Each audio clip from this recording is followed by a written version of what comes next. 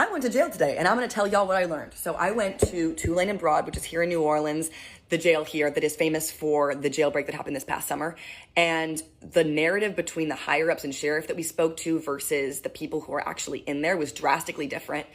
And I think the thing that I took away most as like, I cannot believe that this is happening, is the way that they're being profited off of through the media that they watch. Sheriffs all around go to like sheriff conventions where private businesses want to sell them on their tablets, their media, their software, so that those people have to pay to watch their media. So they have commissary, which is given to them through the outside. And also, if you don't have any family access and any family support, you don't have commissary money and you're just shit out of luck and you're not able to watch stuff or view things or send messages to your friend's family or attorney, because you have to literally spend money to send messages to your attorney as well.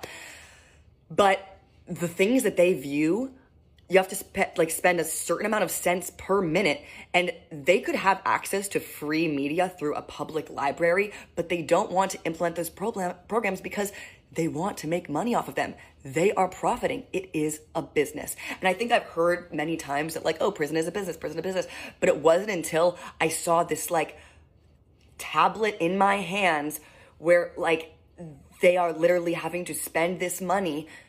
And it could be done in a different way that they didn't have to spend that money, but they literally want to do that to make money off of them.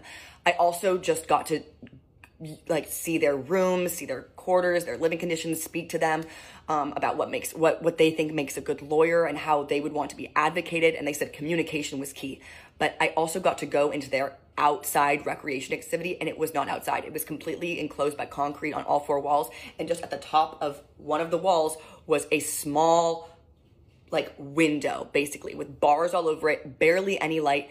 And this was their life. And I just don't understand how we could treat people like that. I don't think anyone's ever going to get better if they're in the dark about information and the sunlight, period. Like, what do we expect? Like, we are setting these people up to fail. So I definitely want to be part of the change. And I know that I'm just one person. And I do think that like it's going to take so many more people, but it takes people knowing about this information to change that.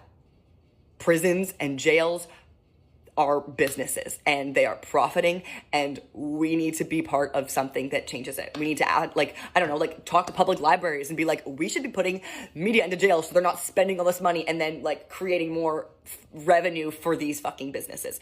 So I also learned how to make prison cake today. My friend Dee showed me that, and that was really cool.